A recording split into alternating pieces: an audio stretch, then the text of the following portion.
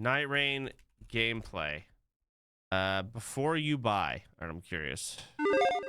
Welcome back to another episode of Before You Buy, the show where we give you some straight-up gameplay and our first impressions of the latest games releasing. Hey folks, it's Falcon. Today we're talking Elden Ring, Nightreign. After Shadow of the Erd Tree, the guys at From swore up and down they had no plans for a sequel or any more DLC, and I believed them because that's usually the way these games go. They get a usually excellent add-on, and that's it. Finito. They move on to something else. So, when they announced Nightreign, nobody saw it coming, and nobody could have anticipated what a weird experimental game it would actually be. I think it's important to emphasize what exactly Nightreign is, because I'm still seeing people being like, should I finish the DLC before jumping into Nightreign? And I don't think they quite understand what's going on here. I don't blame them, because it did take me a little while to wrap my head around it myself. So what it actually is, it's a 3-player cooperative spin-off where you play as one of 8 predetermined classes. What is this you drop running? into a map They're leaning that has a so far limited forward. amount of time to explore, grab loot, kill enemies, slay bosses, and acquire resources and upgrades in order to get strong enough to take on a powerful end boss that appears on day 3. All the while, you have to deal consistently with a closing circle, kind of like Fortnite or a Battle Royale. The Nightreign Really? does constant damage if you're outside of the circle. Each run is split into 3 parts, or days. You have 2 days to explore the map. The last day is simply the final boss fight. How each day works is that you get about 20 minutes to run around and explore, but when the circle finally closes, you encounter a boss that you have to take down as a team. And then day 2 kicks off, whole thing starts over. Each location resets, new roaming bosses start appearing all over, etc. You can play it solo, but it's pretty obvious the meat and potatoes is the 3-player co-op. It is a multiplayer game, first and foremost. It is not a follow-up to Elden Ring. It is a spin-off, and I think that's going to make it pretty divisive. I know the premise probably sounds appealing to a lot of people. It's the #1 wish-listed thing on Steam right now, but I also know a lot of you are ready to get off this train just from the premise alone. So, in videos where we talk about Nightreign coming up, I've generally been pretty positive about it. It's something that I think looks very cool. Wait, there's different classes. Duchess. It is from... Who's this? This is... I don't know. We're talking this class about is also. weird. These guys have not missed one. Oh, Eagle Eye marking single shots. There's an arrow user. Fucking Steel Guard, Whirlwind, Wings of Salvation. Fucking bird. Decade or so. The fuck? But unfortunately, as it is now, anyways, I think it's a miss. It's got a lot of really good ideas, and there's some really good highlights. It's not like a disaster or anything, and I'm not saying it's unsalvageable. It is far from that. But it's just got so many little problems, issues, and places where they didn't quite think everything through, and it doesn't just hang together properly. It doesn't mesh completely. It meshes enough. I mean, there's going to be people Why does that the bird love need this, another bird? But to me, it needs to be worked on more from this point. So the thing with From is that their multiplayer offerings have always been kind of ropey, but that's worked just fine because the online stuff has always been a complement to the single player, not the focus. What the fuck? Well, here it's the focus. That was crazy. It's still kind of ropey. There's problems. For one thing, the entire game is balanced around having 3 players. So if one player drops out mid-match, you're screwed. It's theoretically possible you'll be able to beat the big boss at the end with just 2, but it's not likely. Sure, the game punishes players for dropping out early, yes, but the result of that means the 2 remaining players are stuck playing a dead game that punishes them for that guy quitting, and then there's 40 minutes of your life down the drain. The devs said they might add in 2-player support after the release, but, I mean, whether that's successful is contingent on if the balance changes if a player drops out. Knowing how From has done things in the past, I don't really care that much about the problems of not having friends. I understand that's like majority of people's problems with this. Like most Reddit posts or whatever are going to be complaining about not having 2 people to consistently queue with, which is a problem. That's bad. But that's not my problem.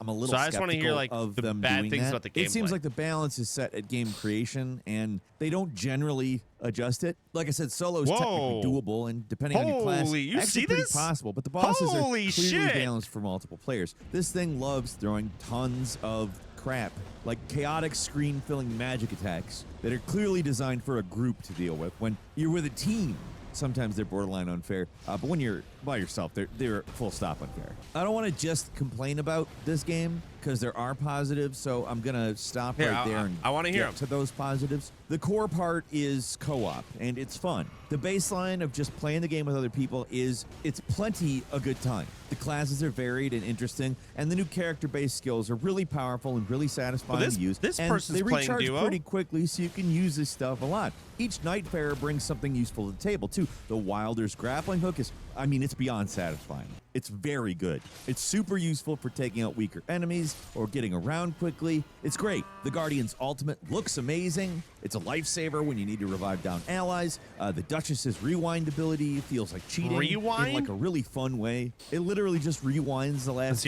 damage an enemy took, basically doubling the damage output if you use it properly. It's so good.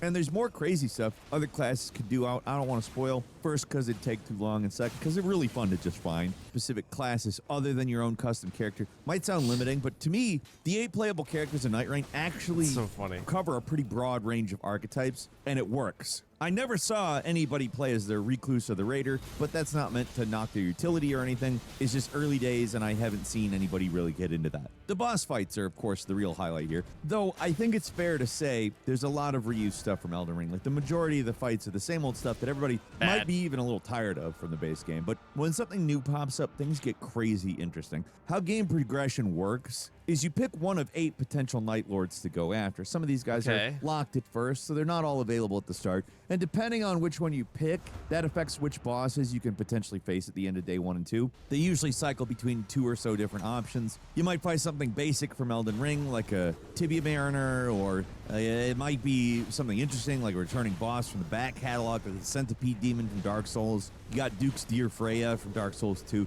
Even the Nameless King from Dark Souls 3. It's ridiculous, but it's there. And they're not the only returning bosses. What makes these returning bosses so interesting is they took the original fights and adapted them to this multiplayer-focused game. So they got new moves, new abilities, and they generally gave them a glow-up for this. Seeing these things return new to moves, new abilities. It's one of the most satisfying things about Nightreign.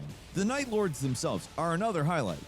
Just to be clear, they're great. But let's start maybe going in the other direction a little bit. They're also one of the biggest flaws in the game. The fights themselves, epic. They're practically all last bosses in their own right, and every single one is very difficult. It's like getting 8 Radons in one game. The challenge is look at that extreme. thing. That's When crazy you actually looking. manage to best one of them, it is satisfying as hell. The problem is, what if you don't manage to beat them? Most of the time, you're not going to beat them. It's just that simple. They're the hardest fights in the game by far. You get one shot at them, and if you lose, that's 40 minutes down the drain. If you thought the boss runs in the old games were bad, they have absolutely nothing on Nightreign. Every time you die, you spend a minimum of 40 minutes just to get one more shot at them. And what happens if you get stuck with a worthless item or one guy drops mid-match or just have bad luck and don't get any useful weapon drops or upgrades? What then? Like, I love Downwell. It's one of the best roguelike type games. I love it. But if you don't get good drops and you get to that last boss and you fail, you get really mad.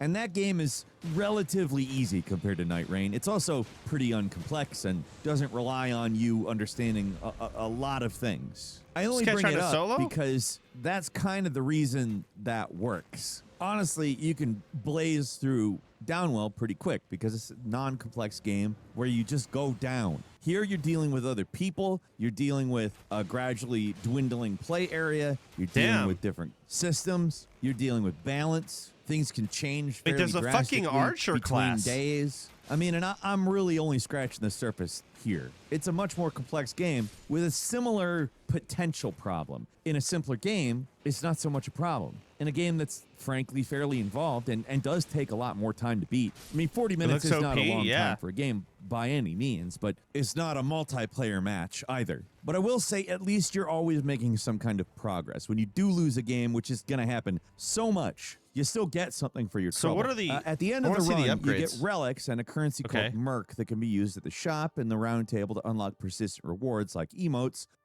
Relics work just like the runes from Bloodborne. They're randomized upgrades that you can equip on your Nightfarers to permanently make them more powerful. If you're lucky, some of these can be extremely effective and add powerful effects that make your character significantly better, but to be fair, a lot Nothing of these beats things a league are match going for to be 2 next to hours worthless. just to lose. Still, it is nice to have some kind of progression, and feel I like league players are appreciate that used they to it. kept it relatively simple. This is not a non-complex game, but compare it to Elden Ring proper, it's a lot simpler. More importantly, there aren't any microtransactions. You can only get Merc by playing the game, and they give you more than enough to unlock the stuff that you want relatively quickly. It's only the alternate costumes that are really expensive, and they're not expensive with money, they're expensive with Merc. So you got to play the game more. There is another element of persistence in the game, the Nightfarer memories, which can be accessed from a journal in the Round Table Hold. I don't really consider this a positive or a negative. They're just kind of there. You can complete little objectives that progresses any of the character's story, which at least unlocks some biggest ball aches you are ever going to have, and they are pushing the limits of what should be considered an acceptable challenge in one of these games. At least in Elden Ring, every boss was designed to be fought one-on-one, so there's some built-in fairness of some kind, even when they got absurdly difficult. These guys, no. Nothing is holding them back, and because of that, some of these fights are just absolutely brutal, and sometimes just not fun. You have to be prepared for these things, or they will wipe the floor with you. Period, exclamation mark, other punctuation. Oh, he dodged it. It's just, you're not casually playing. Is this a DLC boss, or is this a Nightreign? I'm not going to know. There's so little margin for error, and one weak link on a team can kill an entire run. I think this is my biggest problem with the game. It's just a lot of running around, and so I'm just looking at this sword swinging and like the AoE. Exclusions and I feel like the boss won't even be targeting you. So and it's going to be really hard to dodge. If you want to beat the Night Lord, when it's not targeting you, but it does an AoE attack, and how do you play efficiently in Nightreign? Well, you follow a very strict formula of beelining to the America shrines on the map and max out your charges on your Sacred Flask, and you run straight to all the easiest bosses on the map to get all the powerful drops. Then you kill the boss of the castle and do any random events, and that's it. Rinse and repeat. You run past everything, go to whatever bosses are around, and that's how you play the game, and it just feels not quite purposeful. Like, what are we doing here? There's a giant castle to explore, but it's always the same, so everyone just beelines straight through the whole thing, avoiding all the enemies, because there's no reason to be fighting them. There's just not enough time to explore or really learn the map. It's always rush, rush, rush to the next boss, and you cut it down in seconds, you collect your loot, and then you move on. There's not really any sense of wonder. The mystery of the original game is gone, and it's replaced with rote map memorization. It feels kind of like speedrunning rather than actually playing the game, and some people are going to be into that. Like, I want to be clear. This isn't necessarily a negative for everyone, but there's just aspects of it that aren't right. Like, probably for the first few runs, it feels like it's going to be a really cool thing, but then after a few, it kind of, So a large reason for that, too, I might add, is that the map just barely ever changes. Other than the placement of a few key locations, the actual map layout is shockingly static. No fall damage? It's always the same deep river with the castle in the middle. That's always the exact same layout with the lake at the lower part of the map. Sometimes a random event happens, it changes the shape of the map a bit, but it's static to such an extent that it's just too much. And I'll say it's because what this desperately needs, it's more map variety and some randomization. Right now, it's the starting area of Elden Ring stretched out into an entire game. There were so many memorable, visually interesting, and complex locations in the main game, and you see almost none of them here. Just a lot of generic castles and ruins. When something memorable does happen, like the shifting Earth events that happen right after being a Night Lord, it at least does something to change the map, but these are static too. They're always the same, and once you learn the game, you're always running them because the best rewards are in these things, so that's how you get the most powerful weapons and power-ups. I'm playing it tomorrow. The best chance of beating the Night Lord. The game's challenge is a double-edged sword, where it makes the experience more interesting. Yes, I mean, there wouldn't be much to do if the Night Lords were easy, but this...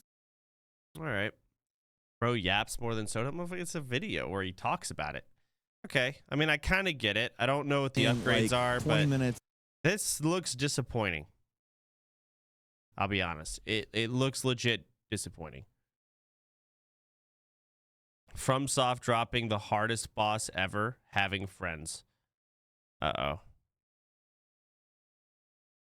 I mean, again, I'll still play it and I'll still probably have fun, but wow, it's a static map. I'm surprised. I thought it'd be like randomized somewhat in a roguelike. It's weird to not.